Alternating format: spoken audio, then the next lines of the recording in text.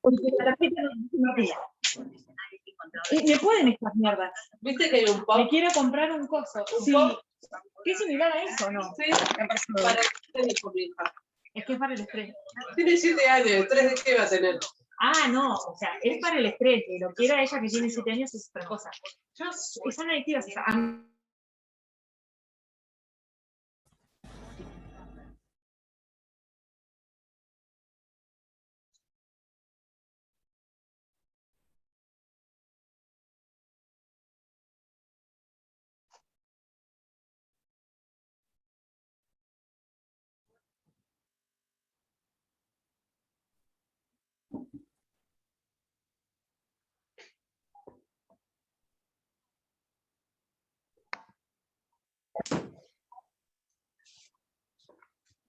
Bueno, entro al taller ahora.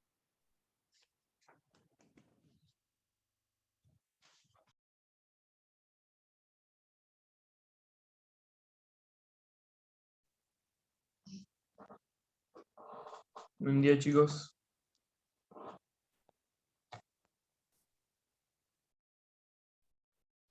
Buen día. Buenos días. Hola, buen día. ¿Cómo van? Bueno, Prendan las cámaras, acuérdense, es un taller, así nos vamos viendo todos, y podemos ir charlando.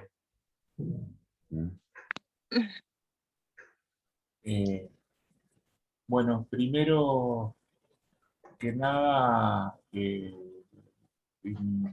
vamos a iniciar un nuevo espacio del taller y el martes que viene vamos a hacer 2 encuentros.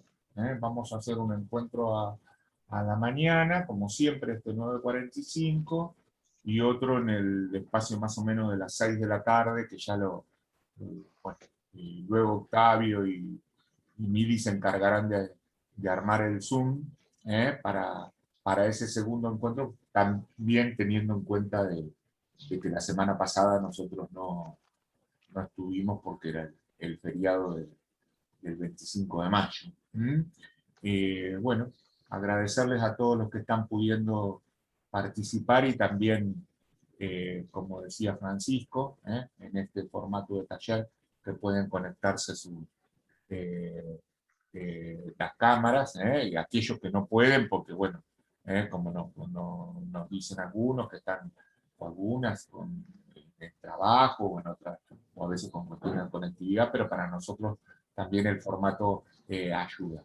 Así que bueno, rápidamente, ya con el grupo de los que estamos conectados, bueno, vamos a empezar con, primero haciendo una lectura de los capítulos que quedan de los 2 capítulos que quedan de sábado, que en esta primera parte lo van a hacer Milagros Diana, y luego Octavio va a trabajar la cuestión de la reforma,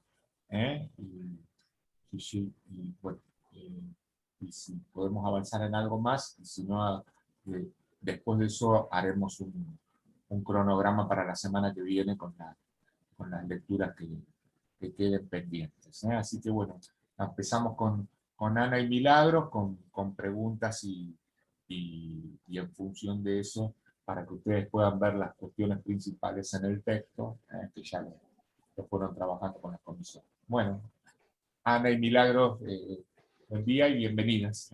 Arranca. Bueno, buenos días a todos y a todas.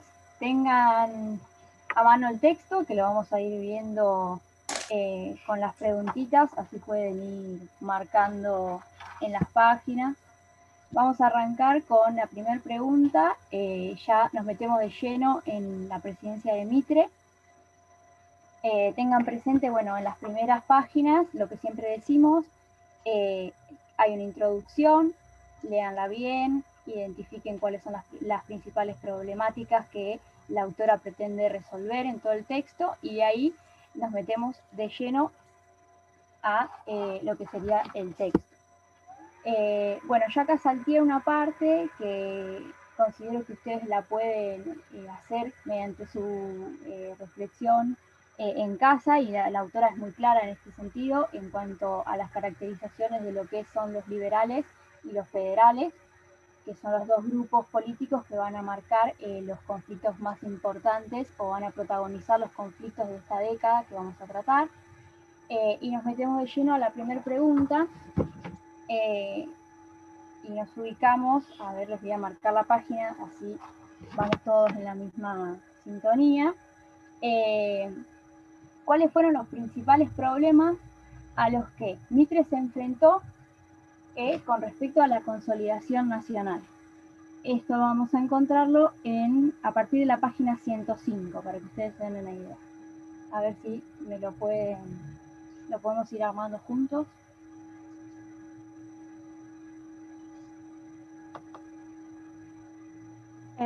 Una puede ser la cuestión capital, que todavía no estaba definida. Bien, ese es uno de los puntos. Después tengo también la cuestión fiscal, el sistema de recaudación. Bien. Perfecto. Florencia, mi fiel compañera de respuestas. Bien, para organizar bien, esas son las dos cuestiones que yo había marcado. El financiamiento regular, ¿sí? Que lo encontramos, vamos al texto. El primer párrafito de la página 105 nos dice: la nueva administración enfrentó problemas semejantes a los de la gestión anterior, pues debía poner en marcha el aparato del gobierno en todas sus facetas.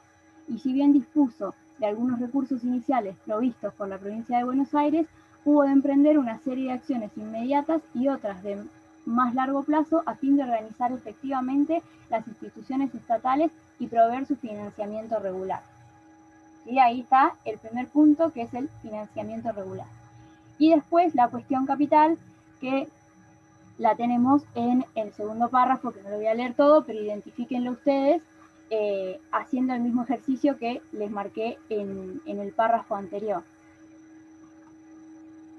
Bien, ahí terminaríamos el primer punto. ¿Quedó claro? Más o menos cómo es lo que estuvimos marcando y haciendo énfasis en la página 105.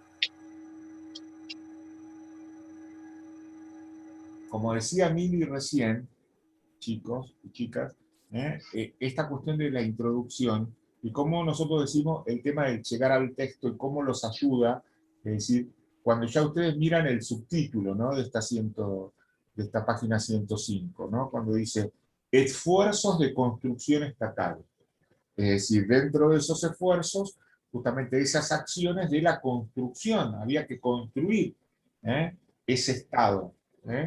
Entonces va a necesitar recursos, va a necesitar resolver, o hay temas que quedan pendientes, como va a pasar con la cuestión capital, pero es decir, este tema de dónde se instalan los poderes, por eso el tema de lo que marcó Mili de entrada es central. En este sentido de la introducción y ver en el texto también lo que planteaba y cómo juegan ahí los subtítulos, que nos van ordenando, es decir, que uno a veces los pasa, pero en el caso de esta autora, siempre los subtítulos van a dar cuenta de discusiones o temas a los cuales ella va a plantear. Sí, adelante, Miri. Bien, bueno, seguimos con la segunda pregunta. Seguimos con el texto, vayan siguiéndolo, voy en orden, así no los mezclo. Ahora tenemos que marcar cuáles fueron los principales cambios a nivel institucional de la presidencia de Mitre y a nivel económico. Y nos ubicamos en la página 106 y 107. ¿Alguien me puede marcar alguno? Yo tengo que... Ejecutivo y legislativo, perdón.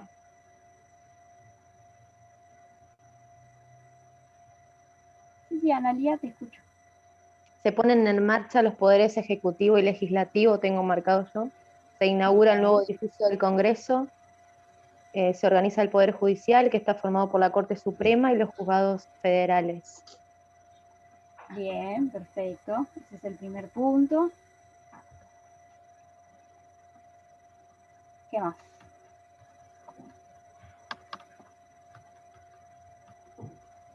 Con la cuestión comercial. codificación, ahí lo dice Luciano. Con la cuestión comercial yo tengo que se subsidia a las provincias y se regulariza la moneda y Bien. que hay que hacer como un equilibrio entre el libre cambio y las tarifas para la recaudación fiscal. Bien. Perfecto. Entonces tenemos, vamos a ordenarlo.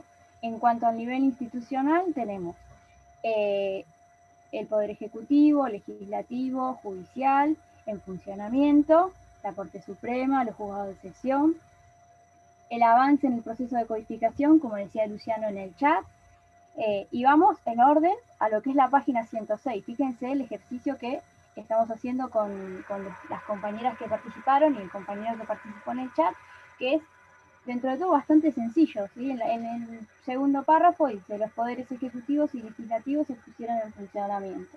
Entonces ahí ya identificamos el primer punto. Y así con todo lo vamos marcando, a mí me es más fácil marcarlo, subrayarlo y lo escribo en el margen, y ahí ya tenemos los puntos principales, ¿no? La codificación está al final de la página 106, después ya pasamos al plano económico y tenemos lo que es el ordenamiento fiscal, y como decía Florencia, los subsidios a las provincias y la regulación en materia monetaria, ¿sí? Que está ya en la página 107. ¿Quedó claro eso? ¿Algo más que quieran acotar? ¿Algún comentario? Chicos, ahí y chicas, para que piensen en cómo lo va construyendo la lectura MIDI y lo que va reflejando, fíjense que ustedes lo que van haciendo, más allá de salir de la lógica de que estamos en la construcción del Estado, es decir, partimos de un país unificado, que tiene que construir esos poderes y ponerlos en funcionamiento, que tiene que ir generando esas herramientas para que los poderes funcionen. Por eso el tema del Poder Judicial, la creación de la Corte, que tiene que generar las normas para que esa sociedad empiece a regularse. Fíjense cómo, una cosa que nosotros a veces le planteamos, porque no es necesario estudiar a veces la historia de memoria, es un proceso claramente que va avanzando, que va construyendo, que va generando ladrillo a ladrillo la construcción de eso. Primero de un Estado, después de lo que Juanjo Lelotria les marcaba, del concepto y la conceptualización de nación, cómo se van generando las distintas herramientas normativas para ir dando lugar a ese proyecto que nosotros veíamos que se había planteado con la Constitución del 53. O sea, cómo se va dando. Y en el medio, obviamente, tuvo una serie de circunstancias que ahí la autora va marcando y de problemas que hay que ir superando para que esa construcción se vaya. Pero fíjense qué fácil es de por ahí de seguirlo de esa manera, para entenderlo y para comprenderlo, que analizar la lectura solamente sin entender toda esa situación. Entonces, piénsenlo ahí, porque me parece que la clave pasa por eso. Y Hilda Sábato, así como es compleja, lo que les dice Juanjo es clave.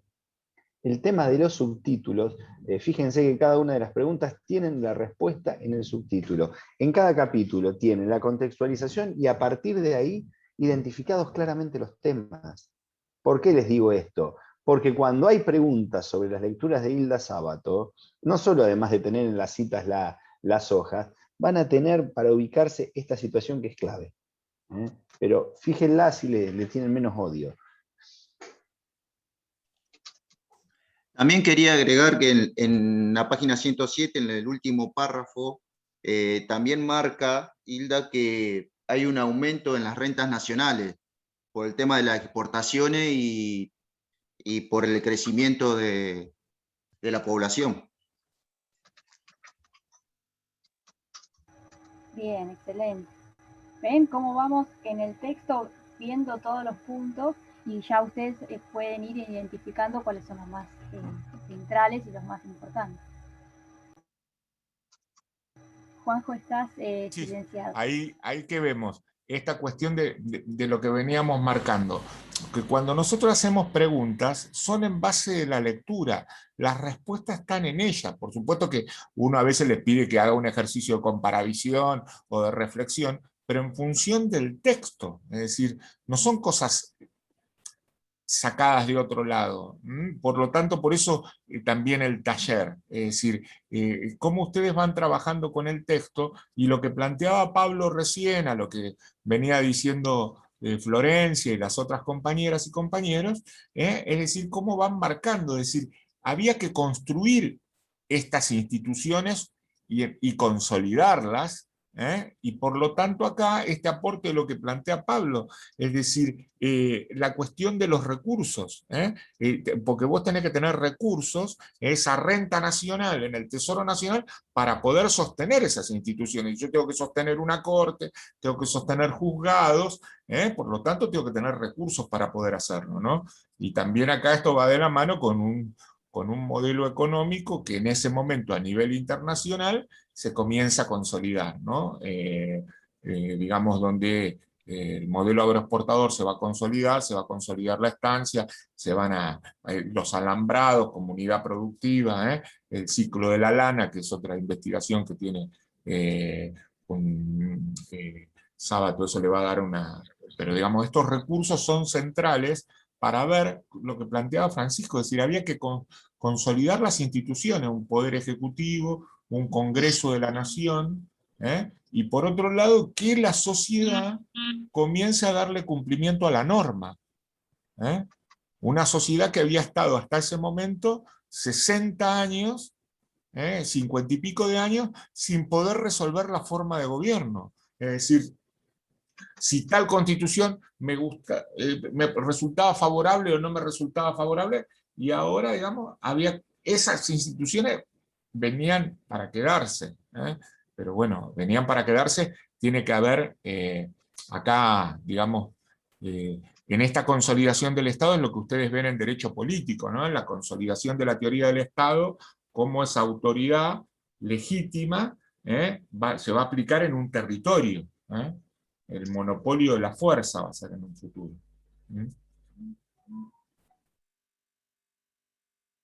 Sí, Mili. Bien, ahora vamos a ir a la próxima pregunta, vamos a avanzar un poquito más.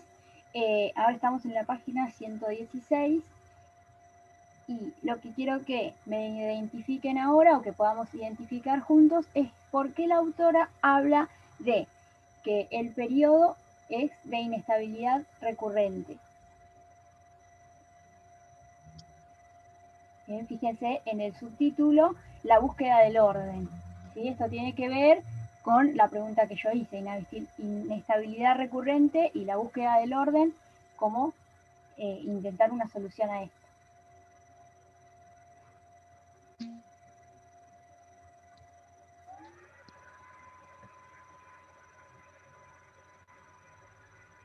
Yo tengo anotado que para la solución que encuentran es fortalecer el aspecto militar.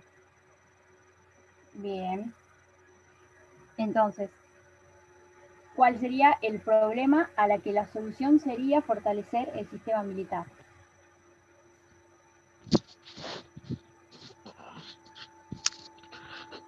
El texto dice como que hay inestabilidad política porque el liberalismo había llegado al poder por el camino de las armas. ¿Puede ser por eso? Bien. Donde yo, para que se ubiquen bien, la palabrita inestabilidad está en el primer párrafo, y si quieren lo leemos. Está bien lo que decís, Florencia. Tenemos estos procesos de mediano y largo plazo que afectaban a la estructura productiva y el funcionamiento económico de la Argentina coexistieron con una situación política de inestabilidad recurrente, donde los conflictos políticos se tramitaban con frecuencia por vías violentas. El propio liberalismo, como dice Florencia, reinante, había llegado al poder por el camino de las armas y había usado la fuerza para volcar situaciones provinciales a su favor. Bien, acá se identifica qué es lo que la autora plantea como pregunta al principio, ¿sí? Que no está como pregunta, pero ustedes se tienen que formular preguntas del texto, así pueden hacer el ejercicio de responderlas y así mismo se van armando, si quieren llamarlo así, su resumen o van creando el estudio basándolo en el texto. En el primer párrafo tienen primero el título, que ya orienta lo que vendría a ser el desarrollo de los párrafos siguientes. En el primer párrafo, ¿por qué ese periodo y esa situación es de inestabilidad? Que es lo que plantea la autora, y después, ¿qué vendría a ser lo que se busca dar solución o cómo se plantea resolver en este periodo esa inestabilidad? ¿Sí? Que se resuelva o no, eso después es otro tema, ¿no? Pero esto del fortalecimiento militar. Hay un micrófono que me está haciendo... Cristian, tenés abierto el micrófono. Ahí está, gracias.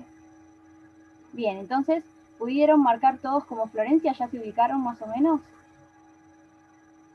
Háganme con el dedito así. Ahí está, bien. Bien ahí, bien esta. Esto de lo que planteaba Florencia, claramente acá vemos, digamos, si nosotros vamos a esa definición de estado de Weber del monopolio de la fuerza, ese monopolio de la fuerza legal, por otro lado, que se va a centralizar, justamente va a iniciarse este proceso, ¿no? Cuando esto es clave para la consolidación de un Estado. ¿Mm?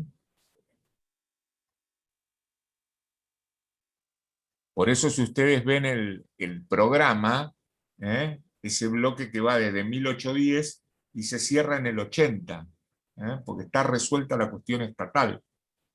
¿No? Esto no... ¿Ven las lógicas? Es decir, la Constitución del 53, la reforma del 60, y después, bueno, ¿por qué son fundacionales y organizacionales? Porque van diseñando las instituciones hasta que en el 80 se resuelve otra cuestión, que era la última pendiente, que era la capital. Y como por otro lado hay un control del territorio, control desde el punto de vista de cómo se van a incorporar tierras en un futuro al sistema productivo. Y esa conformación del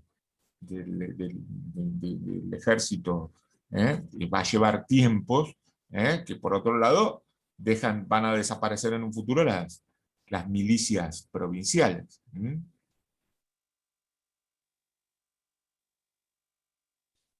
Sí, Mili. Ahí una cosita, ¿por qué hace hincapié en esto, Juanjo? Porque es vital para un Estado el monopolio de la fuerza. A ver, no es una cuestión caprichosa.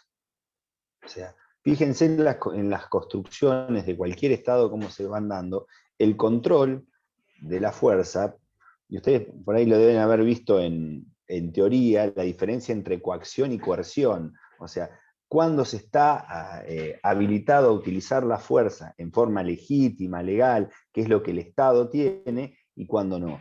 Esa construcción es lo que termina de cerrar ese ciclo del Estado, que por primera vez se cierra acá. Ustedes recuerden desde los inicios todas las distintas milicias que existieron, divididas por sectores, por nacionalidades, los distintos grupos que respondían a cada uno de los caudillos, hasta lograr acá recién un ejército nacional, después de varios intentos.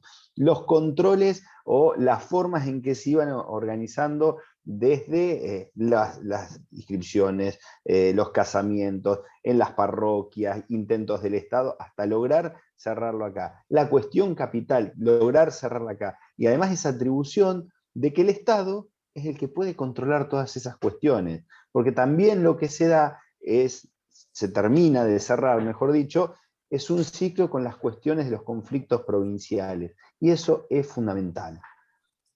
Porque es lo que termina de cerrar y cohesionar al Estado como república con las provincias acatando esas facultades que había delegado, que muchas veces entraban en crisis por los intereses provinciales. Acá se termina cerrando el ciclo. Pero entender eso del uso y el monopolio de la fuerza, Porque a veces cuando se habla de estos conceptos,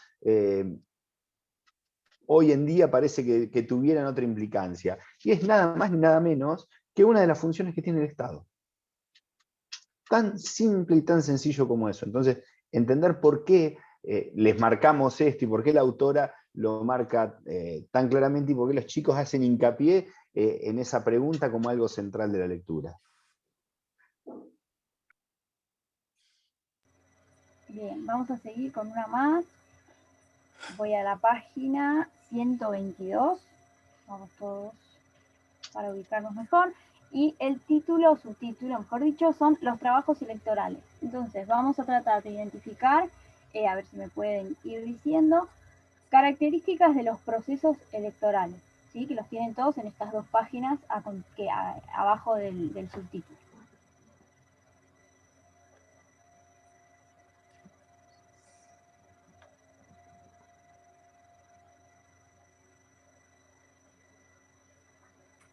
Puede ser el tema de las candidaturas, como que no, o sea, era algo que se acordaba entre las personas que tenían el poder nada más. Bien, entonces tenemos el primer punto. Sí, Lucía, la 122 es la página. Bien, como dijo Melissa, las candidaturas en mano de las dirigencias, bien, como dice acá el texto, los candidatos surgen de negociaciones entre los hombres más fuertes de cada grupo. A ver, acá en el chat voy a abrir. También, perdón. Puede ser también. Sí. No, seguí, no pasa nada. También puede ser que como no era obligatorio el voto, había menor participación de la población. Bien, claramente Ahí- había... Sí, Juan José. Sí, ahí, digamos, alguna cuestión para aclarar. Todavía no hay, porque por ahí nosotros estamos viendo esto y ustedes ya avanzaron en otros temas. No existe un sufragio universal todavía, recién eso va a existir en 1912. Es decir, nosotros estamos en la etapa previa de la consolidación del Estado, estamos en el periodo 1862-1880, claramente. Y no había una legislación, es decir, ni siquiera el sufragio universal, ni como era entendido el sufragio universal para varones. Por otro lado, acá aclarar, que seguro ya lo vieron en Político, es decir, ni siquiera en los países europeos existía una concepción de sufragio universal. Por eso ustedes si vieron una película que se llama Las sufragistas, acerca del lugar de la participación de las mujeres, o por otro lado ese sufragio que estaba asociado a la cantidad de recursos que existían, por eso se dice sufragio censitario o censatario, que viene de la institución del censo, del censo de propiedades, que venía de esa vieja institución del derecho romano. Digamos, acá estamos hablando de cómo era el reclutamiento para las candidaturas, y no había un sufragio. Después vamos a ver cómo en el otro periodo, que ya está consolidado, ya se consolida, es decir, ya todas las provincias aceptan de que se va a elegir un presidente. Puede haber diferentes candidaturas, pero venimos de una instancia previa donde no siquiera nos poníamos de acuerdo con la forma de gobierno. Entonces esas pautas y esas prácticas políticas, culturales, que llevaban más de 50 años, 60 años, es decir, no se van a desterrar de un día para otro. Y por otro lado, tampoco existían las instituciones que se van creando en un país, por otro lado, profundamente extenso, con realidades regionales diferentes. Entonces no era lo mismo el litoral desde el punto de vista de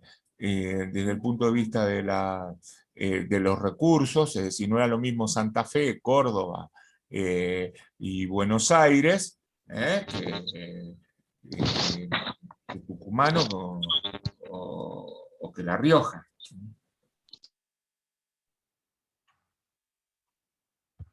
Cristian, tenías levantada la mano, ¿querías comentar algo?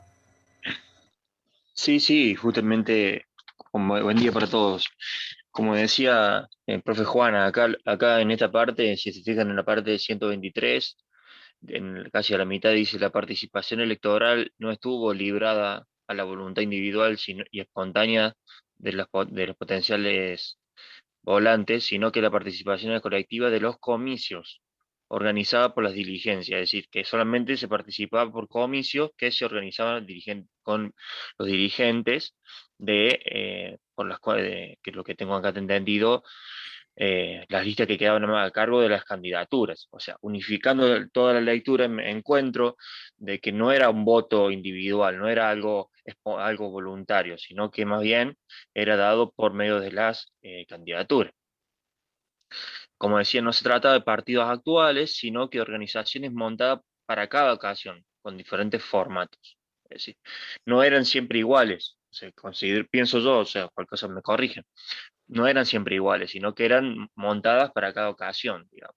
Entonces, bueno, eso es lo que quería decir. Bien, entonces siguiendo con esto del sufragio, yo iba a leer una parte de lo que leyó Cristian, así que ya me adelantó un poco el trabajo. El sufragio, entonces tenemos sufragio masculino, ¿sí? De adultos hombres. Por un lado, el sufragio no es obligatorio, ¿sí? Por lo que se podría decir que es voluntario, y que les hago los deditos. Es voluntario, pero a la vez no es tan voluntario, ¿sí? ¿Por qué? Acá, como dice en el párrafo que estaba leyendo Cristian, desarrollaron mecanismos de reclutamiento y movilización muy concretos. Entonces no era tan fácil, bueno, yo, hombre, voy y voto porque quiero votar y porque es el deber cívico de votar y expresar mi opinión. No, no era tan así. No lo vean como lo tenemos hoy, que si bien el sufragio de hoy es obligatorio, uno va, ¿sí?, con una voluntad de expresar su opinión y de elegir un candidato. Esto era diferente, ¿sí? Como decimos siempre, véanlo con los ojos de esa época y no con los ojos de ahora.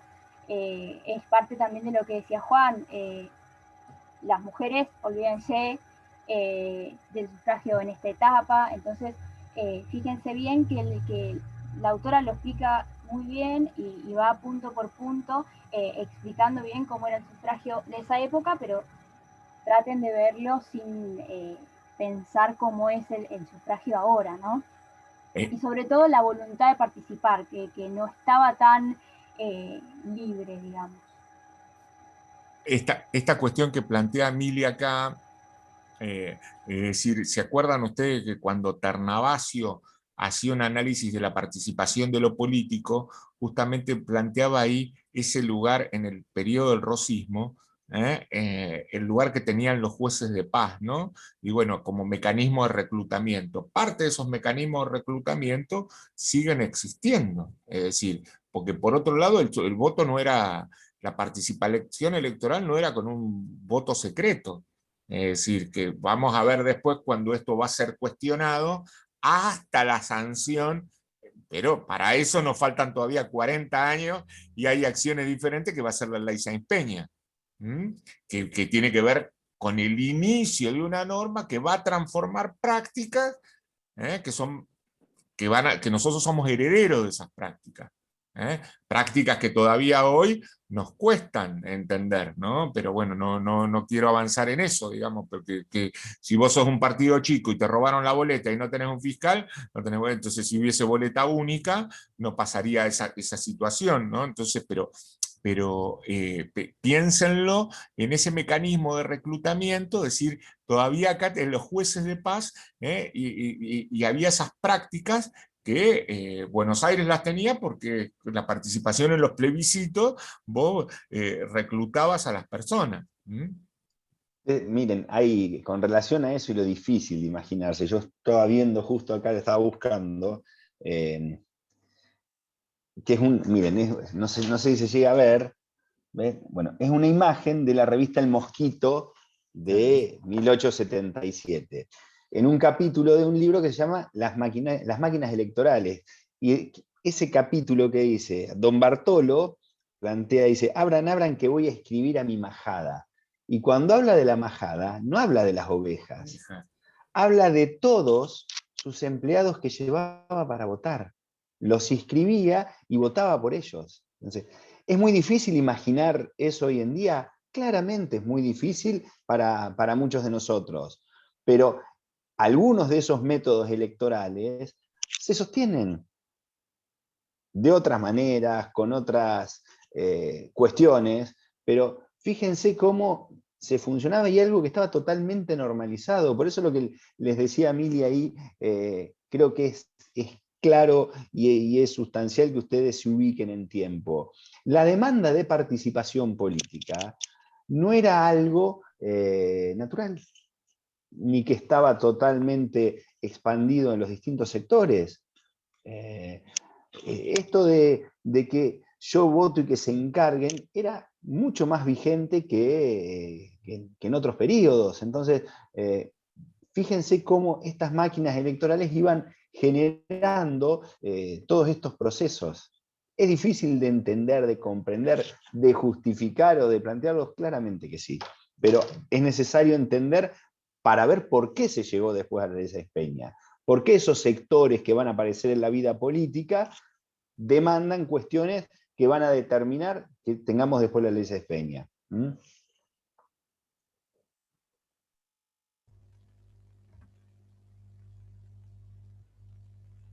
Bueno, entonces, sigamos con la última, y ya no los molesto más, no los hago leer más, por lo menos yo después del resto, bueno. Vamos al apartado, ya en la página 126, de prensa y política, y vamos a hacer énfasis en lo que sería esta vía política, que viene de la mano de lo que veníamos hablando, y el rol que tiene la prensa en estas cuestiones. A ver si lo pudieron identificar en el texto. La 126, repito, las dudas. Puede ser que la autora marcaba que el ámbito de la opinión pública se afirmó como instancia de legitimación del poder. Bien, perfecto. Ese era uno de los párrafos que yo iba a leer, pero ven cómo ustedes hacen el ejercicio que nosotros hacemos. Entonces, leyendo el texto y haciendo este ejercicio que nosotros les mostramos, lo hacen apartado a apartado y van a ver que cuando llegue el día del parcial las preguntas les van a ser muchísimo más fácil, porque ustedes ya tienen el párrafo que plantea, primero el título que les plantea el tema que va a tratar los párrafos. Después tienen, generalmente en los primeros párrafos, el problema o la cuestión que la autora plantea que se puede llegar a resolver o no, pero lo que se trata del primer párrafo para abajo. Entonces ustedes organícense eso.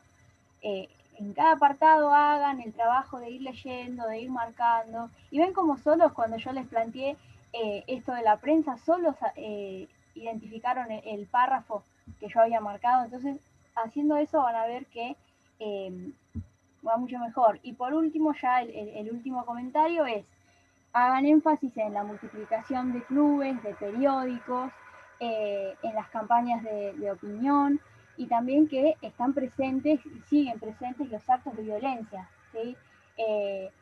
No es que, como les dije Andrea, no es todo color de rosas a partir de un momento, sino que estos actos de violencia continúan y están orientados a forzar renuncias o impugnar elecciones, sustituir gobiernos, ¿sí?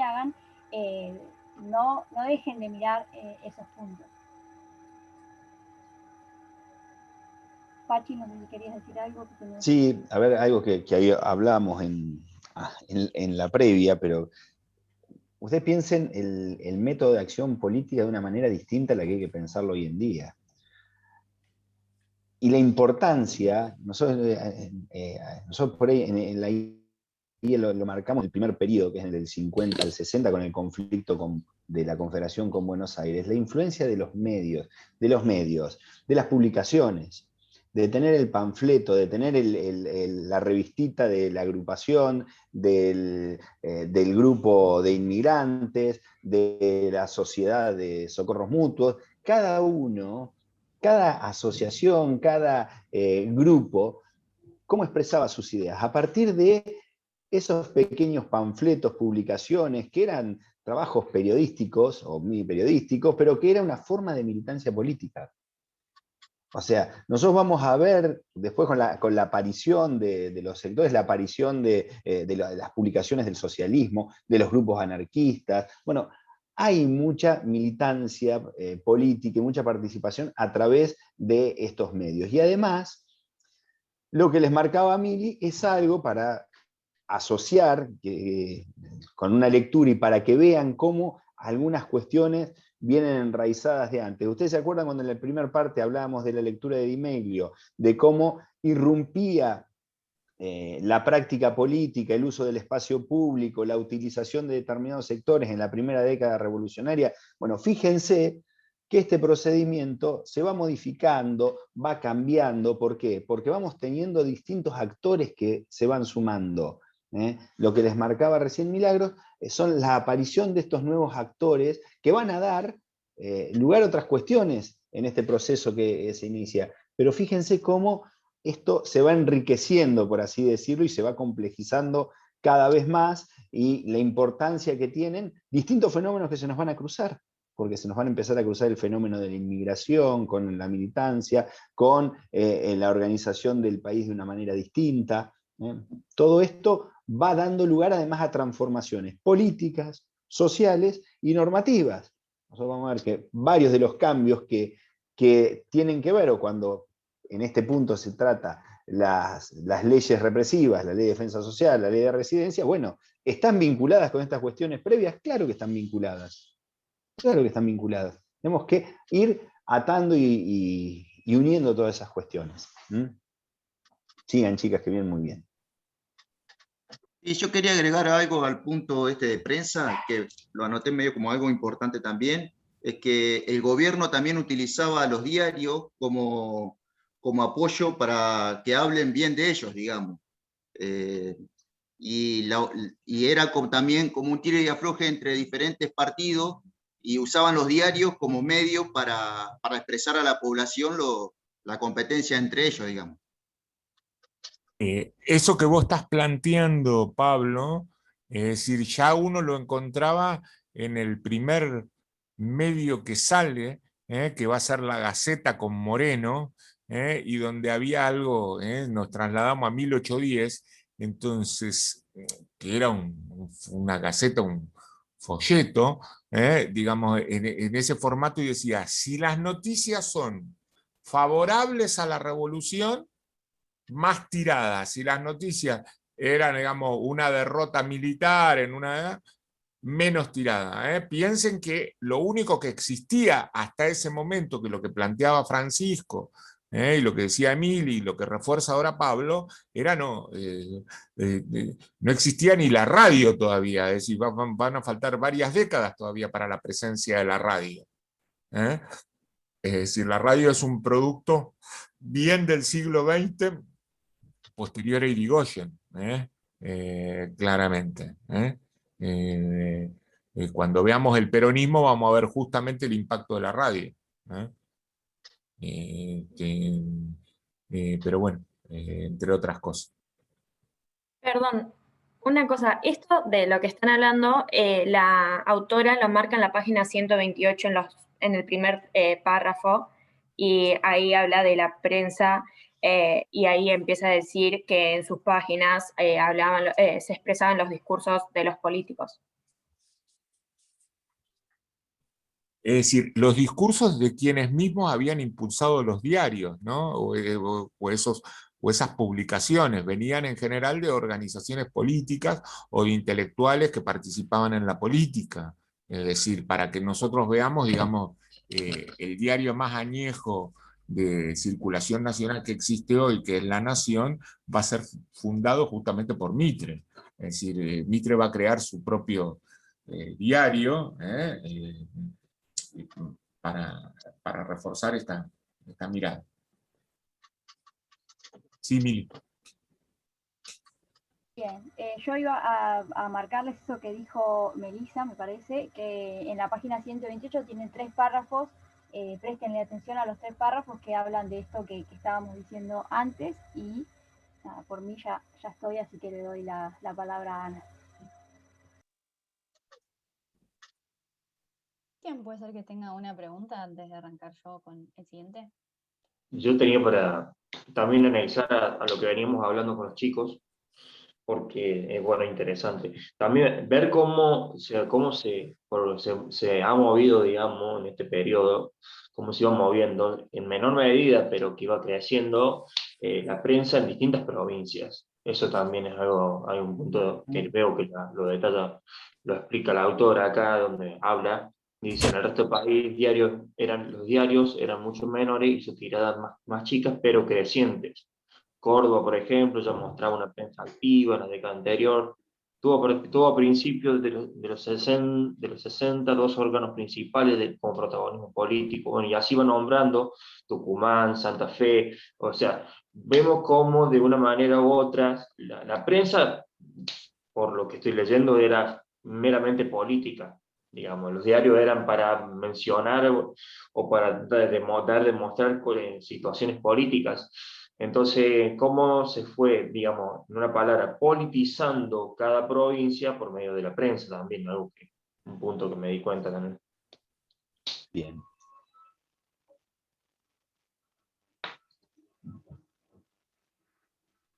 Dale, Ana. Primero, buen día a todos, porque no los saludé hoy. Bueno, al fin, entonces, ahora llegamos al último capítulo del texto, después de todo lo que venimos analizando, y vemos que el capítulo se denomina Un modelo de Estado, y les voy a pedir que lo abran creo que está en la página 269, y antes de arrancar con este mismo sistema que estaba usando Mili, de las preguntas, quería darles una especie de consejo, que cuando me enfrenté al texto encontré que una buena herramienta para encararlo es prestarle atención a ese párrafo. Vieron que en la primera página del párrafo vemos que hay como un resumencito que la misma autora nos lo presenta. No, no es Hipólito, es Hipólito, ahí de No, Montalvo. sí. Que ahí vamos a ver en negrita que en ese resumen ustedes van a tener una herramienta para después identificar los puntos centrales de este capítulo y bueno, y después ir engrosándolo con todo lo que vamos a ir analizando.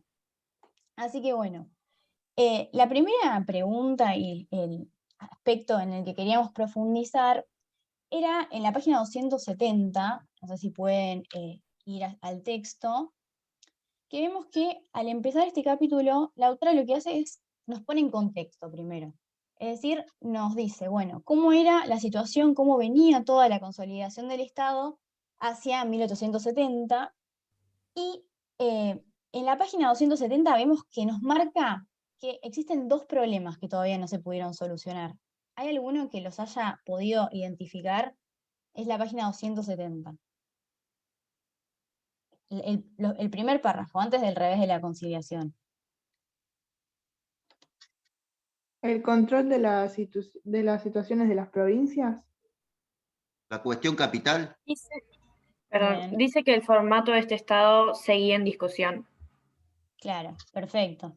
Bien, es básicamente lo que ustedes hicieron referencia acá. Si vamos al texto, acá vemos lo que exactamente dijo Melissa recién, de que el formato de ese estado seguía en discusión, porque frente al modelo centralizado que buscaban imponer algunos sectores políticos, otros oponían uno menos concentrado y que reservara mayores cuotas de soberanía y poder a las provincias. Entonces vemos que si bien había un avance en 1870, que nos estamos situando en todo lo que era la consolidación del Estado, que venimos analizando de los capítulos anteriores, todavía quedan estas cuestiones pendientes, esta cuestión de hasta qué punto tiene ese poder el gobierno central sobre las provincias, ese respeto que se le tiene que dar a su autonomía, y también la cuestión capital, que no había sido resuelta, y este tema, que también me parece que no lo mencionaron, o por ahí pasé de largo, perdón, que es el de las guardias nacionales, que acá el texto, si se fijan, miren, en ese párrafo que había arrancado a leer, al final dice: en el plano militar, a pesar de la creciente concentración de la autoridad, la Guardia Nacional continúa siendo un recurso bajo dominio de los gobernadores. Entonces acá vemos cómo también este es un aspecto que va a tener que darse solución, y eso es lo que vamos a analizar en las próximas preguntas. Bueno, ahora, siguiendo un poco y avanzando en la lectura, vamos a ir a la página 274, que en realidad ya en la 273 al final, vemos que aparece el título de la revolución en Buenos Aires. Y entonces mi pregunta para ustedes, es, en base a esta página y la 274, es si pueden identificar cuáles son los 3 frentes que la autora identifica como aquellos en los que se desplegaba esta discusión, esta contienda entre aquellos roquistas y los conciliados. Está, para que se sitúen en la 274, repito. Los 3 Puede ser. frentes eran las elecciones, la opinión pública y la movilización armada. Bien, perfecto. Entonces, si ustedes, esta cuestión que por ahí la vemos que se le dedica bastantes páginas, si ustedes identifican estas 3 cuestiones, ya van a poder, digamos, ir a lo central de esta contienda. Y para avanzar un poquito, a ver si alguno me puede decir, bueno, un poco en qué consiste cada uno de estos aspectos. Tenemos elecciones, opinión pública y movilización armada.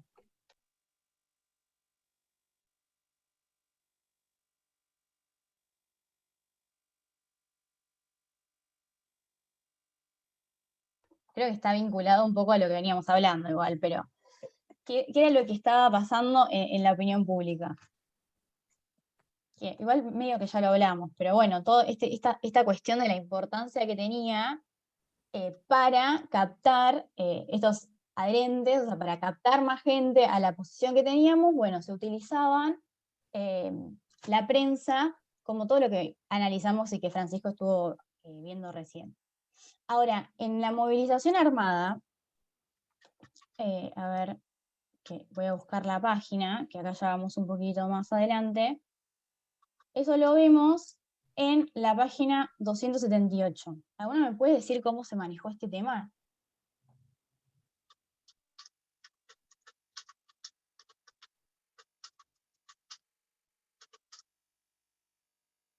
El texto dice que el gobernador Tejedor convocó a la Guardia Nacional a realizar sus ejercicios en la ciudad y que el gobierno nacional a su vez reaccionó y ordenó suspender esas medidas. Claro, como que a partir de esa acción de la Guardia Nacional, los porteños buscan otra alternativa para seguir adelante con la revolución, si es que no mal entendí.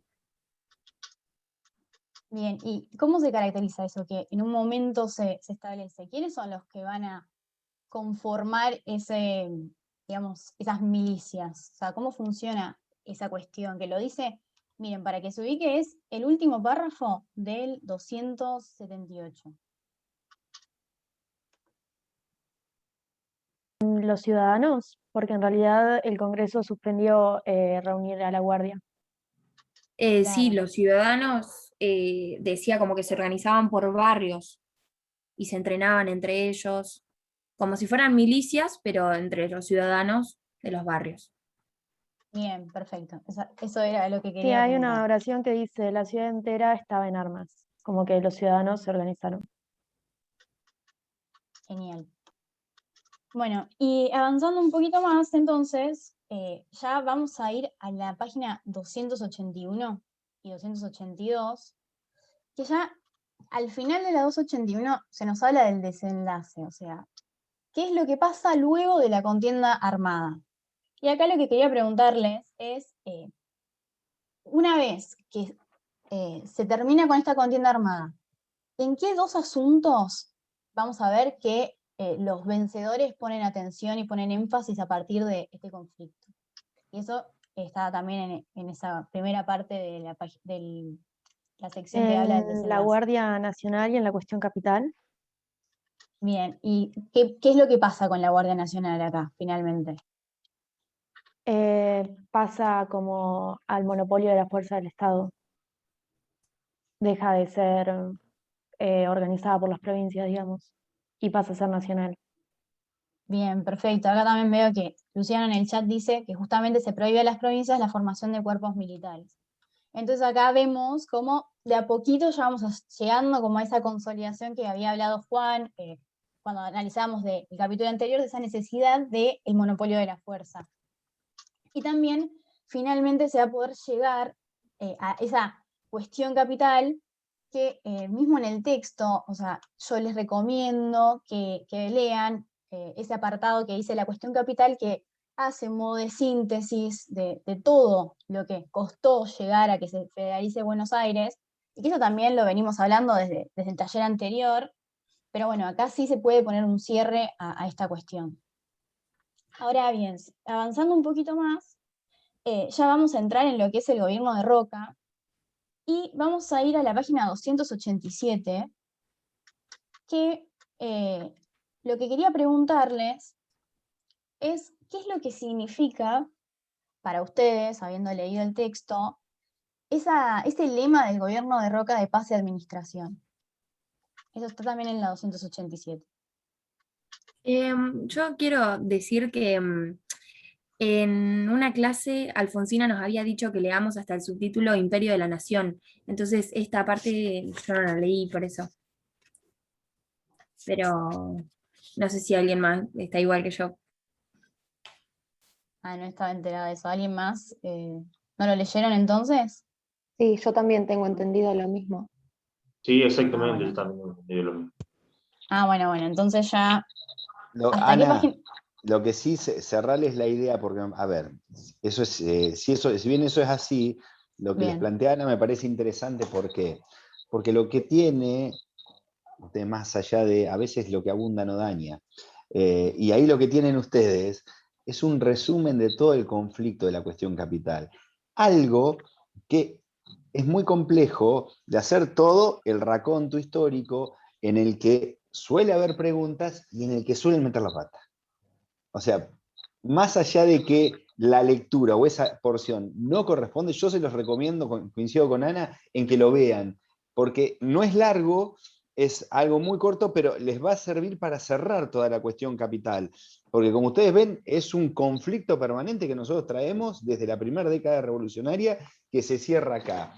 Y hay muchas idas y vueltas, desde con los planteos en un momento u en otro, que acá, ahí les van a cerrar. Ustedes van a decir, pero me va a hacer leer más.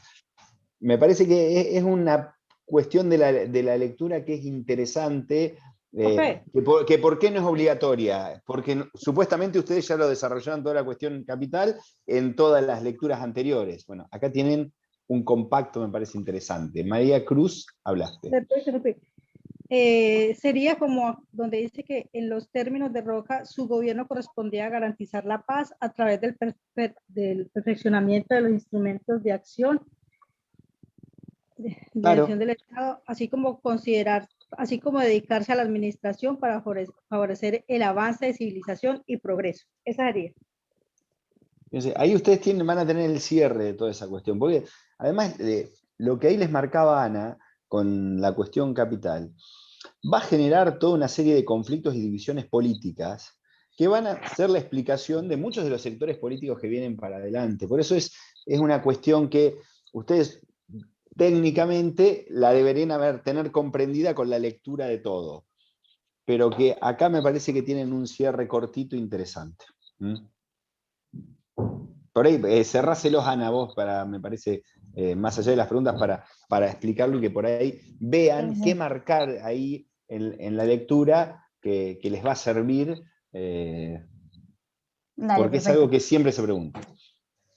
Bueno, acá, sobre el tema de la cuestión capital también, que algo que me pareció muy interesante cuando lo leí, es esa discusión que también vemos que se tiene en la legislatura, o sea, sobre las diferentes posturas que se tienen en torno a la ciudad, porque vemos, por ejemplo, que tenemos, no sé, una postura de Alem que lo que no quiere es otorgarle más poder del que ya tiene el gobierno central, porque vemos cómo de a poco cada vez va teniendo más poder el gobierno central y cómo la capital sería como culminar y extender todavía más sus atribuciones. Y por otra parte vemos que está esta opinión de Hernández, que lo que dice es que la capital debía estar en Buenos Aires, por este punto de vista histórico, y también haciendo alusión, que es lo que a mí me llamó la atención, en cuánto o sea, básicamente él se pregunta qué es lo que pensaría Europa de nosotros si la capital no estuviese en Buenos Aires. Por eso es que también este debate entre ellos me parece interesante, porque de algún modo, como dice Francisco, es un cierre a toda la cuestión que venimos planteando. Y lo mismo con la explicación de lo que es paz y administración que decía María Cruz. Siento que la lectura es sencilla como para que ustedes puedan terminarla y de esa forma comprender bien a qué va el gobierno de Roca, cuáles eran sus objetivos, y también porque lo que iba a seguir, pero bueno, si no les dijeron que leamos más, corto un poco acá, pero también está bien explicado la cuestión económica del gobierno de Roca. ¿En qué tienen que hacer ustedes énfasis? Bueno, yo acá noté en entender cómo funciona este modelo agroexportador y también la importancia que tienen los ferrocarriles, que un poco de esto estuvimos hablando el taller anterior, pero cómo todas las líneas están pensadas en base a este modelo agroexportador. Y también, bueno, otro tema que quedó pendiente, que está más al final de la lectura, es la cuestión de el control del territorio nacional, que esta es un tema muy importante durante este periodo, porque había que ocupar, digamos, la Patagonia. Ustedes piensen de que hoy en día vemos territorio de nuestro país que está sin habitar prácticamente, o que al ser un territorio tan extenso vemos que quedan zonas que tienen que ser ocupadas, y todo esto está re bien desarrollado en la lectura, en el sentido de que vemos cómo se distribuyen esas tierras que se le habían ganado en algún modo a los indígenas entre grandes propietarios. Y esto cómo también se relaciona con los ferrocarriles. Los ferrocarriles es algo que no tienen que dejar pasar en esta etapa. Y bueno, y por último, lo último que quería que hagan digamos, un punteo o que presten atención en la lectura era vinculado a la polémica de la educación. Y que esto, ya para ir cerrando, y le damos el pie a Octavio que va a desarrollar mejor la cuestión, pero es sumamente importante el debate que se da en torno a si la educación tenía que ser laica o tenía que ser católica. Y esto también me parece que este texto de Sabato nos otorga bastantes herramientas para poder comprenderlo. Yo marqué la página 295 y 297, que si pueden ustedes leerlas, aunque sea, porque también nos habla de estos debates parlamentarios. Y al igual que en la cuestión capital, el debate parlamentario de la ley 1420 son dos opiniones, dos parrafitos nomás, pero que me parece que a ustedes les va a quedar mucho más claro toda la cuestión con esto. Y bueno, más o menos hasta ahí sería. Antes de que siga Octavio, eso que les marca Ana, que por ahí son cuestiones que no están muy desarrolladas en otras lecturas, son claves para entender lo que les va a marcar Octavio ahora y todo el desarrollo que hay, pero además en esto que tiene que ver con la construcción del país. Nosotros siempre que decimos, la Constitución marca un proyecto de nación. Es decir, ustedes quieren saber cómo se organiza, cómo está pensado un país, tenemos que ir a la Constitución, porque ahí está toda la organización. Y acá, eso que se marcaba en el preámbulo, hay que llevarlo a la práctica. Todos los hombres del mundo que quieran habitar el suelo argentino. Bueno, acá lo tenemos. La 1420 es eso. Es esa discusión. Y es una discusión muy profunda, por eso me parece interesantísima. Ustedes tienen en el programa todo lo que tiene que ver con las leyes laicas. Y el tema educativo es central.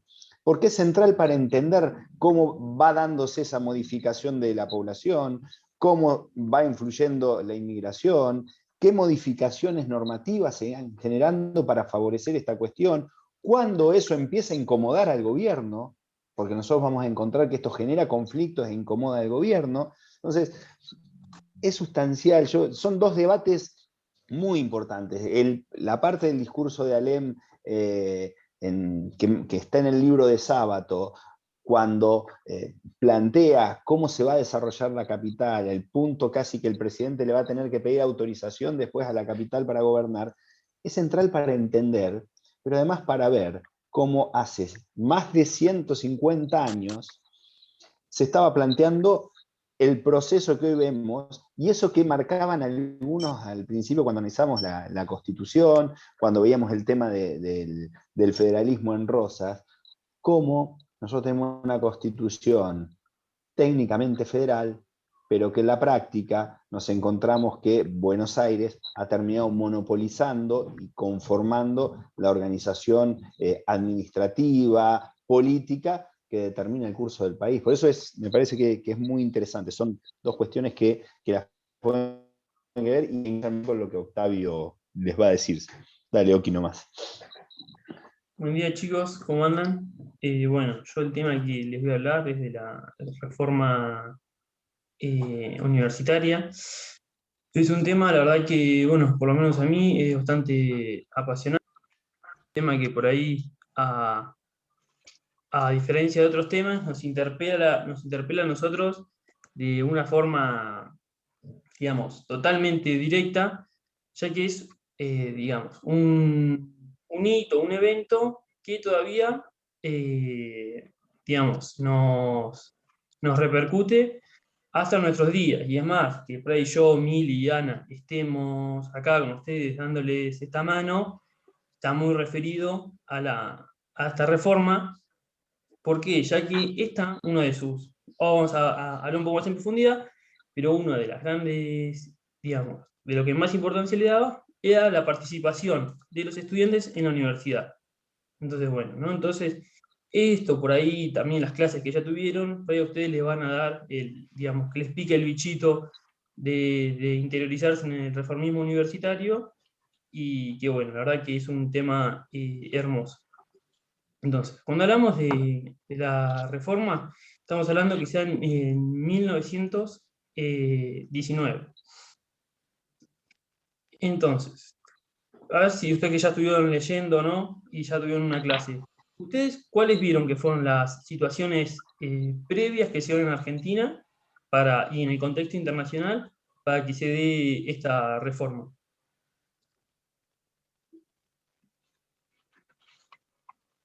No sé si estuvieron leyendo un poco, viendo las microclases, donde se habla. En el contexto internacional se había producido en 1917 la Revolución Rusa y estaba en proceso la Primera Guerra Mundial. Había finalizado, digamos. También tenemos la Revolución Mexicana, ¿no? Movimientos que, digamos, buscan cambiar, si quieren, o sea, entre muchísimas cosas más, pero el status quo que había en ese momento, ¿no? Eso está muy relacionado con lo que vamos a ver ahora. También lo que podemos hablar, ¿no? De lo que decía Pachi, la ley 1420, ¿no? Que ya eran 40 años antes, ¿no? De esta reforma, se impone, ¿no? La ley, la educación primaria obligatoria, gratuita, ¿no? y laica. ¿Esto qué quiere decir? Que el Estado ya, años antes de la reforma, busca formar a sus ciudadanos, y es lo que decíamos, ¿no? Que sea laica, es también, ¿no? Relacionado a la Constitución, ¿no? De fomentar la inmigración, y cómo esos inmigrantes venían de diferentes partes del mundo, ¿no? Muchos de Europa del Este, muchos europeos, que no todos eran católicos, ¿no? Entonces todo eso va llevando, y luego tenemos la ley Sáenz Peña, que sobre el sufragio, que lo que esto dicta es, a ver, va a generar en Argentina un principio de democracia, ¿no? Por ahí de división del poder. ¿Qué quiere decir? A ver, la relación es que la gente ya, digamos, porque esta ley que se da es por exigencia, ¿no? de la sociedad. Entonces, bueno, la ley exigía en esos momentos una mayor participación, ¿no? Estaban dejando de lado las imposiciones, digamos, sin decir nada de las personas, ¿no? que mandan, por decir una manera. Luego, ¿qué tenemos? Bueno, cuando hablamos de las universidades, en ese momento estamos hablando de que había 3 universidades nacionales, la de Córdoba, la de Buenos Aires y la de La Plata, que en Buenos Aires ya se habían dado algunos movimientos estudiantiles a favor de una reforma. La Plata ya era una universidad muchísimo más moderna, y bueno, también tenemos la Universidad del Litoral, que es de Santa Fe, y la de Tucumán, que en ese momento eran provinciales. ¿Qué característica tenía la Universidad de Córdoba? Que era, su fundación es en 1613, ¿no? Que es fundada por jesuitas, es decir, antes de la creación del Virreinato de La Plata, ¿no? Debe ser una de las instituciones más antiguas de la Argentina. ¿Y qué es lo que muestra eso? A ver, un claro génesis religioso, ¿no? Que decir, cómo ya, digamos, en un principio se genera de esa manera, aunque después se va a dar la desecularización de las universidades, es decir, que las universidades ya no eran más religiosas, pero bueno, ese génesis, ¿no? Por eso las universidades dicen alma mater, porque quienes estaban recibidos de esa universidad se mantenían y siempre su formación tenía mucho que ver con el catolicismo. Entonces, bueno, ¿cuál era el problema? A ver si vamos a ver, ¿cuál era el problema de que se quejaban los estudiantes, ¿no? ¿Qué es lo que le da inicio a la reforma? O los problemas así generales, más o menos. ¿Qué es lo que se quejaban los estudiantes?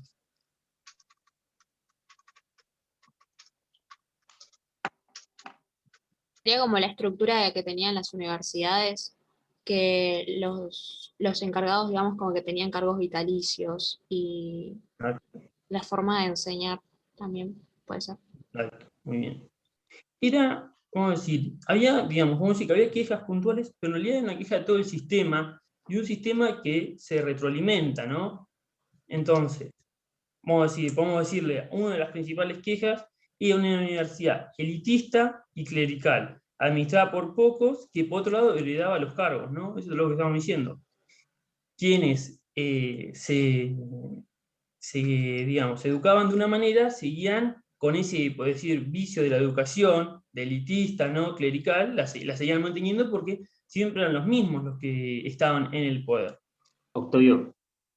Sí. También perdón, o sea, yo no he llegado todavía a leerlo completamente, pero yo por lo que había escuchado en las clases, si no me equivoco, creo que el problema de los cargos vitalicios era porque se daba de generación en generación, si no me equivoco. Claro. Era como algo que venía del papá, el abuelo, el bisabuelo, el abuelo, el papá, el hijo, y como que... Entonces, creo que una de las cosas de la reforma era, nosotros los estudiantes, de por qué no podemos tener un cargo también exactamente. de enseñar o dar clases. Creo, si no me equivoco, también por eso. Sí, eso es exactamente así. Entonces, bueno, lo que pasa... Además hay una cosa ahí, chicos, que me parece que es interesante, que es lo que les marca Octavio también. Cómo se va dando esa transición de todo ese grupo etario que va entrando a otra realidad y a un país distinto, es decir, cómo esos que ingresaron y se educaron en la escuela pública, esos grupos que empiezan a conformar movimientos políticos, empiezan también a haber demandas de acceso a los cargos públicos, y obviamente el tema de la educación universitaria era una cuestión a destrabar también. Entonces, es todo un proceso que se va generando en el país. Y el símbolo lo marca muy bien, Octavio, no es casualidad que se dé en Córdoba. Y en las circunstancias en que tenía la Universidad de Córdoba. Entonces, corresponde todo un ciclo, porque además, no nos olvidemos una cuestión, el irigoyenismo había abierto paso a un sector social que hasta ese momento, primero, no tenía representación, no tenía acceso a los cargos públicos, y el irigoyenismo había abierto esa puerta, con lo cual termina facilitando que ese proceso se desarrolle. Exacto. Exacto, bueno, es más, la unidad esta se llama el ascenso de los sectores medios, ¿no? Como decíamos hoy los títulos, la relación que tiene con esto que estamos hablando. Bueno, bien, ya pasando un poco más al tema de la reforma. Sí. Ok, perdón. No, en esto de lo que planteaba Octavio, Cristian, y para todos, en el sentido de ver que por otro lado había habido ya una expansión de los colegios nacionales, esos secundarios, en la mayoría de las capitales del interior, había en todas las provincias. Entonces, también habían accedido, por producto de la escuela primaria obligatoria y la expansión a ese momento de esos colegios nacionales, también comienzan a llegar a esa Universidad de Córdoba otros estudiantes que también vienen con esas identidades políticas, ¿no? Es decir, ya estamos hablando del 18 o del 16, en este sentido, donde ya había identidades políticas, y por otro lado, lo que planteó Octavio también, en el sentido del lugar que tenía Córdoba como oferta para la carrera de medicina, donde venían muchos estudiantes peruanos, como sé, algunos, y bueno, que también van a tener un rol clave en este sentido, ¿no? Y el contexto, como lo marcó, un contexto de fuertes transformaciones sociales y políticas que se habían dado en el mundo, y eso también marca una característica. ¿Por qué se da en Córdoba? También porque era el lugar donde esa universidad había sido más congelada en el tiempo, como vos, Cristian, lo habías marcado, en esa manzana jesuítica, en una Córdoba que estaba en un proceso de modernización y de fuerte urbanización. Por lo tanto, esos reclamos tienen un fuerte apoyo de otros sectores de la sociedad y de sectores no universitarios, como lo de los trabajadores y los sindicatos y las mutuales, que tenían esa aspiración de ser, ¿no?, en una universidad tan colonial en ese proceso de modernización. Por eso cuando yo lo decía en la clase, me acuerdo, es decir, las otras dos configuraciones de universidades, como son la de Buenos Aires, creada por la Revolución, tiene otra lógica y había tenido alguna adaptación al proceso de la reforma con respuestas de acciones estudiantiles que se habían planteado antes. O en el caso de la Universidad de La Plata, ya nace con otro paradigma, con fuerte influencia del positivismo, una universidad creada en 1905, entonces esa transformación va a ser diferente. Sí, Octavio, adelante. Bien, ahora ya un poco más yendo al hecho de la reforma, primero vemos que para ese momento los estudiantes ya estaban reunidos, digamos, en centros de estudiantes, y primero se da un problema en medicina, un problema en ingeniería, ¿no? Para, bueno, después trasladarse a una huelga, digamos, de todas las facultades, ¿no? Y también que es importante, podéis decir, de este conflicto inicial, que no era, o sea, a ver, no era un partido hegemónico, digamos, no podemos indicar como los que iniciaron, ¿no?, la reforma a un partido, ¿no?, sino que eran tanto socialistas, radicales, liberales, ¿no?, digamos, más relacionados con la izquierda, pero no hay ningún partido que pueda decir que fue el que lo llevó a cabo, digamos, ¿no? Entonces, ya ahora no, voy hablando un poco más de Manifiesto Liminar, ¿no?, que es un texto que fue publicado por la Gaceta Universitaria, que era un órgano de la Federación Universitaria Argentina, que está escrito por Diodoro Roca. Es un texto muy lindo, la verdad que para leer, muy interesante, está muy bien escrito. Si lo pueden tener ahí a mano, ya vamos a ir sacando algunos textos chiquititos para ir entendiéndolo mejor. Pero bueno, ya al principio hace alguna aclaración de a quién se dirige. A ver si alguno lo sabe. ¿A los hombres libres de Sudamérica? Perdón, ¿cuál es el texto? Que no escuché bien. El Manifiesto Liminar, así se llama. Si lo buscas en Google, tiene que salir ahí. Es un texto muy cortito, que es, como hoy diríamos, que es la carta magna de los reformistas, ¿no? Es el ABC, por decir una manera.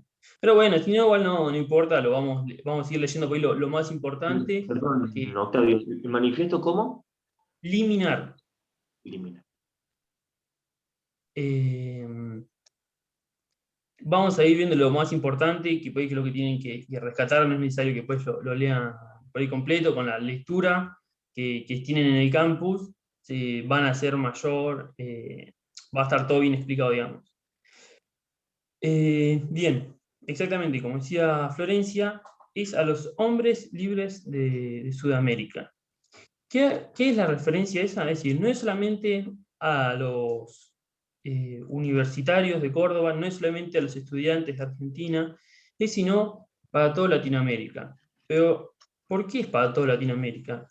Porque ellos saben que las condiciones que se daban en Córdoba, ¿no? Esta universidad, digamos, tan colonial, se da en diferentes partes del continente, y bueno, luego es así que se va multiplicando este efecto reformista por cada uno de los países, ¿no? En Perú, Chile, llega, ¿no? Bastante rápido. Pero bueno, también, ¿no? Cuando empieza, que también habla, ¿no? de la rebeldía que no era un sentido, a ver, más relacionado con la revolución, ¿no? Porque acá como dice, la rebeldía estalla ahora en Córdoba y es violenta, porque aquí los tiranos se habían entorpecido y porque era necesario borrar para siempre los recuerdos de los contrarrevolucionarios de Mayo, ¿no? Estamos hablando ya de, bueno, que los profes lo podrán explicar muchísimo mejor, ¿no? De los contrarrevolucionarios de Mayo que habían sido quienes en Córdoba habían ido en contra de la revolución de 1810. Entonces, también hace referencia, ¿no? al papel de los docentes, donde ellos, digamos, tiranizaban y de insensibles, ¿no? Que los profesores se mantenían como un ente alejado de los alumnos y donde no había renovación. O también lo refirió a la ciencia, dice, la ciencia no tiene lugar, pasa silencioso o entra mutilada. Es decir, no era un lugar, la Universidad de Córdoba, digamos, que estaba en... No se aceptaban, por decir, la nueva ciencia, ¿no? Los nuevos conocimientos. O no entraban directamente a la universidad, es decir, los profesores no adoptaban las nuevas investigaciones, por decir, o entraban ya, digamos, deformadas. Después ahora le voy a leer algunos párrafos bien cortitos para hacerlo bien rápido, para mostrar para dónde iba más o menos el manifiesto. Dice, el chasquido del látigo solo puede rubricar el silencio de los inocentes o de los cobardes. La única actitud silenciosa que cabe en un instituto de ciencia es la que escucha una verdad o la que experimenta para crearla, comprobarla, ¿no? La verdad, acusaciones, ¿no? Muy duras de parte de los estudiantes, ¿no? A ver, alguna otra dice. Nuestro régimen universitario, aún el más reciente, es anacrónico. Está fundado sobre una especie de derecho divino, el derecho divino del profesorado universitario, que se crea a sí mismo, él nace y muere, y se mantiene un alejamiento olímpico. Fíjense cómo muestran los profesores, ¿no? Como un ente más allá, que viene como si fuera a iluminar a los alumnos, que digamos, a ver, en ese momento por ahí el contacto que tienen, por ejemplo, ustedes con el profesor Francisco por WhatsApp sería, aunque no existía WhatsApp, ¿no? Pues sería algo impensado, ¿no? Como que los profesores estaban más allá, los alumnos eran inferiores. Pero bueno, a ver, otro así textito, dice, por eso queremos arrancar de raíz el organismo universitario, el arcaico y bárbaro concepto de autoridad en estas casas es un baluarte de absoluta tiranía y solo sirve para proteger criminalmente la falsa dignidad y la falsa competencia, ¿no? También yendo totalmente en contra de cómo se establecían las autoridades, ¿no? de la universidad. Y bueno, ya al final, uno de los últimos párrafos dice, la juventud ya no pide, exige que se le reconozcan el derecho a exteriorizar ese pensamiento propio de los cuerpos universitarios por medio de sus representantes. Bueno, acá estamos hablando de que toda esa reforma tenía, digamos, tres pilares claves, que son, el primero es el gobierno y la organización universitaria, el segundo es la enseñanza y los métodos docentes, y por último es la proyección social y de la política de la universidad. Porque, a ver, ¿qué es lo que ellos, digamos, más buscaban en la universidad? Primero, la libertad de cátedra, ¿no? Que haya una libertad de pensamiento, que haya más de una cátedra, ¿no? Es decir, que haya más de un pensamiento, que no se impongan un único conocimiento, que sea abierto a nuevos conocimientos para los estudiantes, a la libertad de expresión, es decir, que si uno, digamos, quiere expresarse de la forma que sea, de los estudiantes o de los docentes, luego no sea perseguido por las autoridades, ¿no? O que sea expulsado de la universidad, ya que, bueno, no lo comenté, pero los estudiantes que se habían manifestado en contra de algunas actitudes habían sido expulsados, creo, ¿no? Juan, por la universidad, creo que por 2 años, ¿no? Sanciones, la verdad, bastante graves. Tal cual lo que decís usted. A ver, más o menos, ¿qué es lo que buscaba? Que una universidad también que sea autónoma, que haya una libertad del Estado y sobre todo de la religión, que tanto se veía en Córdoba. Es decir, donde la misma universidad convoque, o sea, lleva a cabo las elecciones para buscar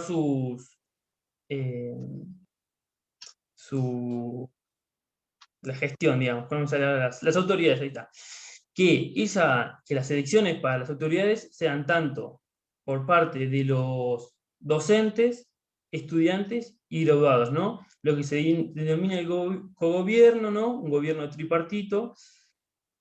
Y esto, como decía antes, todo esto es un círculo, digamos, ¿no? Cuando habla de que los estudiantes tienen que ser parte de la universidad, habla de esto, del cogobierno, de cómo, ¿no? Yo estoy, por ejemplo, ahora en mi caso como ayudante alumno, que es yo de aprender la docencia, ¿no? Y poder ustedes ayudarlos a transitar la carrera.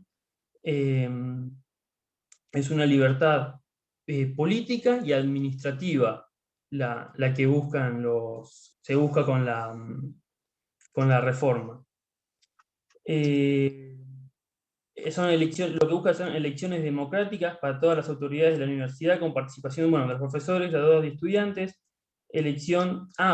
Importante,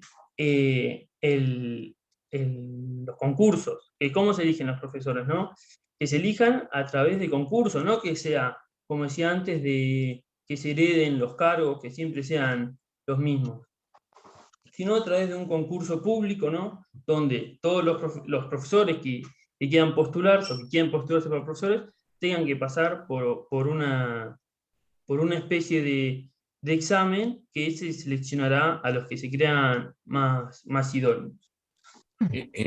Esto que está planteando ahora Octavio, justamente es un hecho de ruptura, que tiene que ver con lo que planteaba Cristian antes y lo que se denominaba la corda fratres en Córdoba, es decir, de esta cuestión de que yo me quedaba en la cátedra in aeternum y después se la pasaba a mi hijo o a mi nieto, según la realidad familiar. Pero por otro lado, esto lo que pone es que los pone al docente en un lugar que va a ser evaluado. Va a ser evaluado.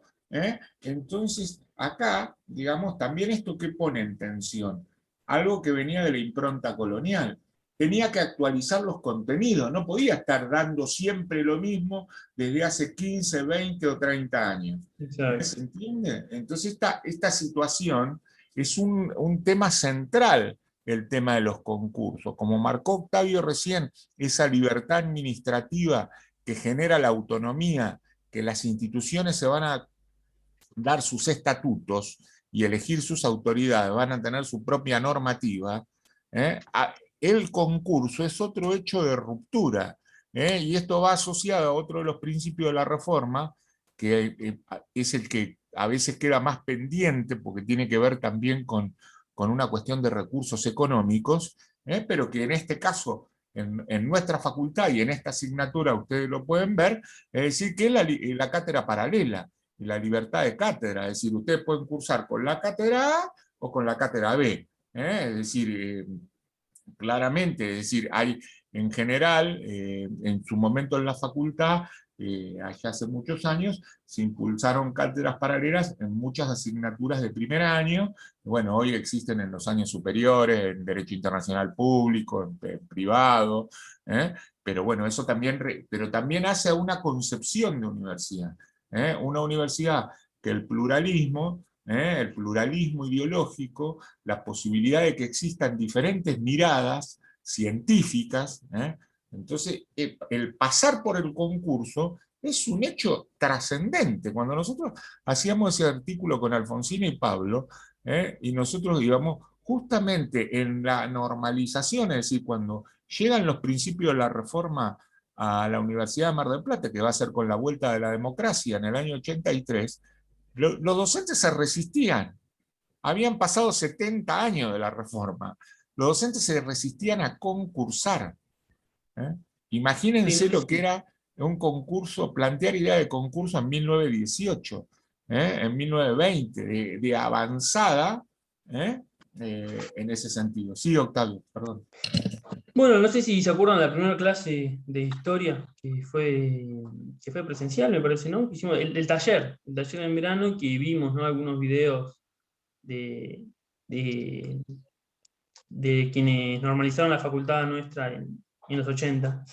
Pero bueno, también algo importante que me olvidé destacar es lo que ellos, o sea, lo que veían como la función social de la universidad, ¿no?, que permita proyectar al pueblo la cultura y las preocupaciones de todos los problemas nacionales.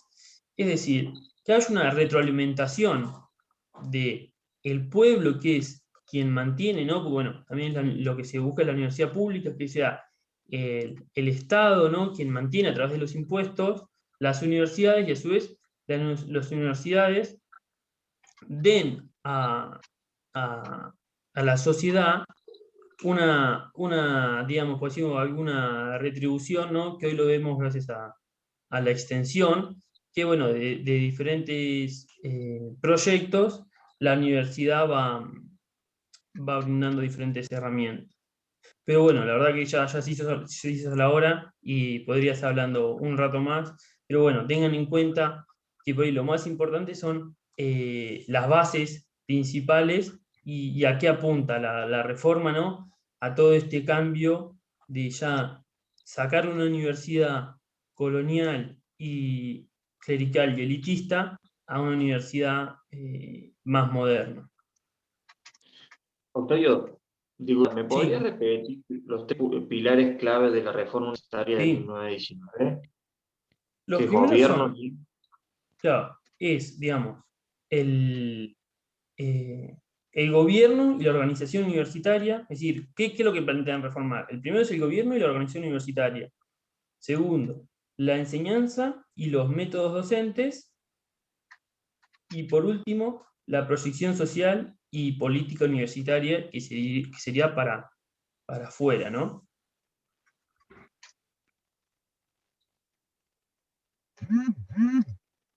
Pero bueno, igual también tenemos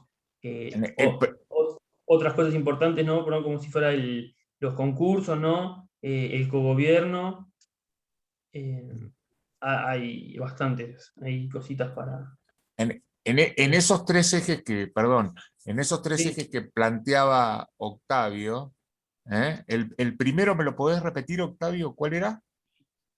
El gobierno y la organización universitaria. Eso está El relacionado gobierno, con el... el gobierno y la organización universitaria, digamos, como categoría, ¿en qué se va a expresar? Se expresa en la autonomía, porque es la posibilidad que tienen las instituciones de elegir sus autoridades, y en la forma va a ser de los cogobiernos tripartitos. Exacto. El segundo punto, el de la enseñanza y los métodos docentes. la enseñanza y los métodos docentes, justamente el método docente, que va a ser una de las cuestiones cuestionadas, valga la redundancia, perdón, es decir, ¿cómo van a mejorar eso? A través de los mecanismos de concursos.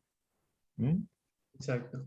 Y bueno, y por último... Y ahí y la cátedra paralela y actualizar los contenidos vinculados con la ciencia.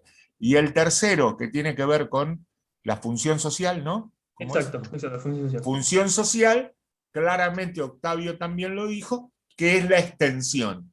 En ese pilar de esas tres dimensiones que él marcó de la manera de cómo organiza, se expresa en la autonomía y el cogobierno, en los concursos y en la extensión universitaria.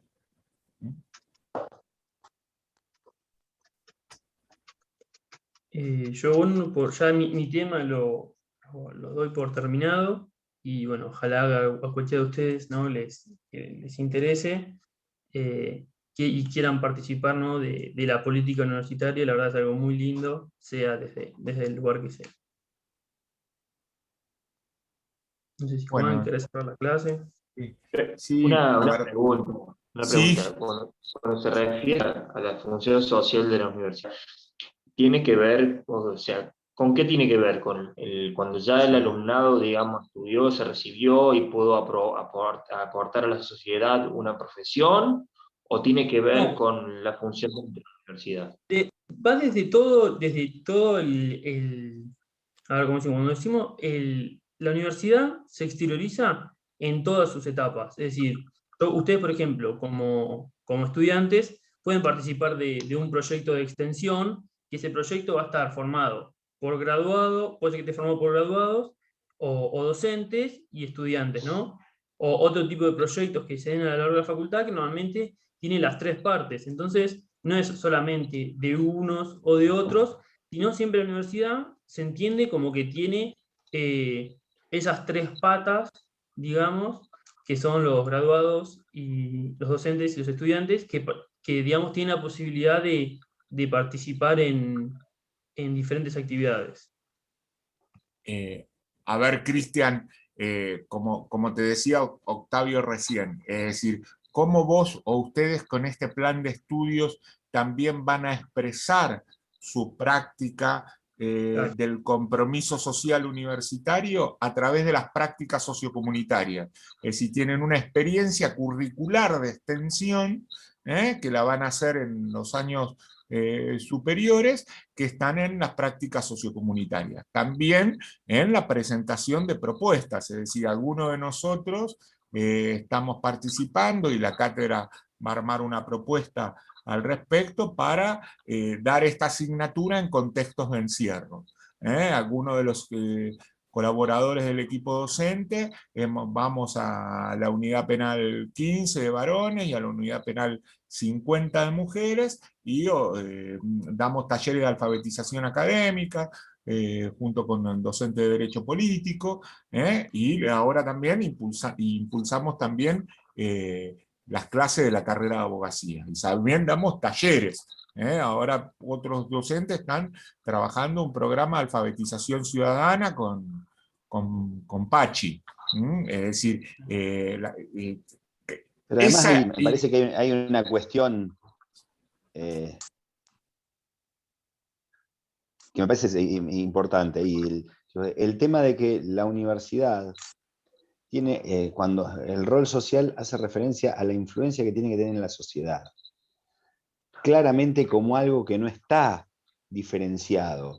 ¿Por qué? Porque la universidad forma parte de esa misma sociedad. Entonces, es a través de la educación, de la investigación, de la extensión, como marcaba, que tiene que dar desde propuestas para esa sociedad, desde soluciones para esa sociedad, en cada una de las ramas. Lo que planteaban los reformistas del 18 era eso, era una universidad inmersa en la realidad de los ciudadanos, con posibilidad de dar respuestas, que no fuera un órgano elitista separado, que no tenía contacto con la sociedad, que hiciera que el conocimiento fuera algo que era propiedad de unos pocos.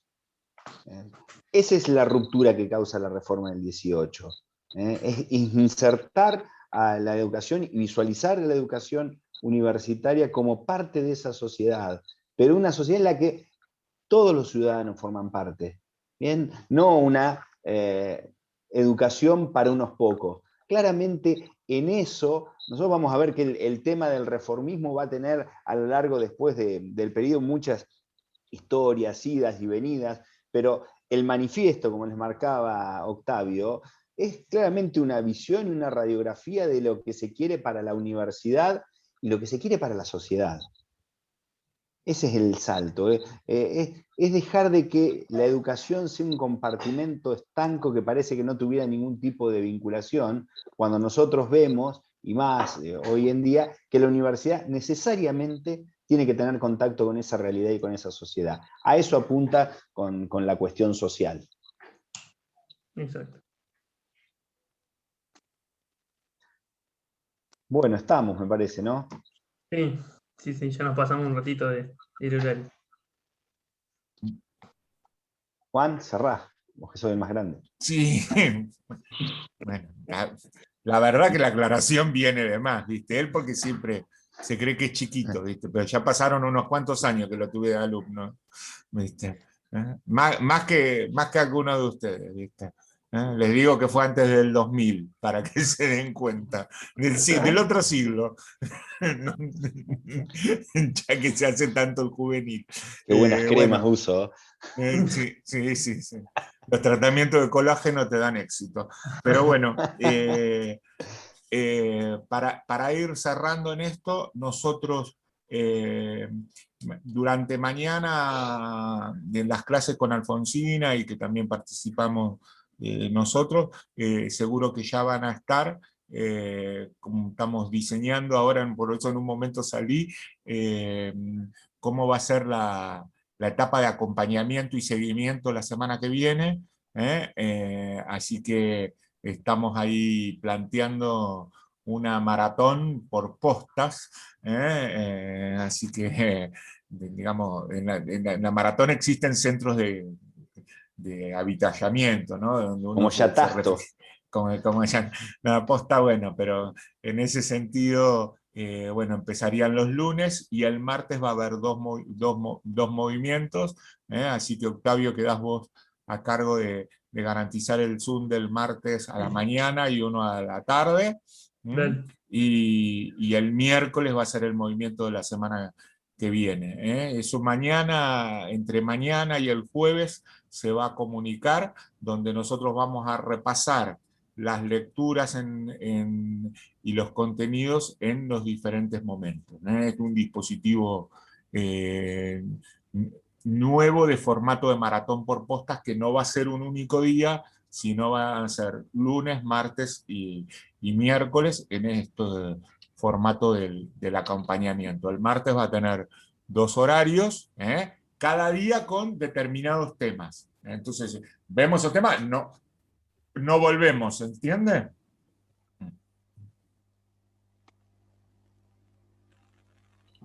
No, hoy el taller solamente hoy termina ahora, y mañana, ante la pregunta de María Teresa, vuelve a haber taller, que va a ser taller y maratón el martes que viene. Lo que sí vamos a poner es que vamos a ver, por lo menos para el martes, nosotros vamos a marcar qué cosas vamos a ver, como para seguir avanzando en los textos. Me parece que con esto agradecerles a Mili, a Ana y a Octavio el trabajo que han realizado, ellos en nombre mío y en el nombre de Francisco, porque esto también tiene toda una preparación previa, y bueno, que nosotros también, y especialmente la participación de ustedes, chicos, chicas y chicos, porque esto hace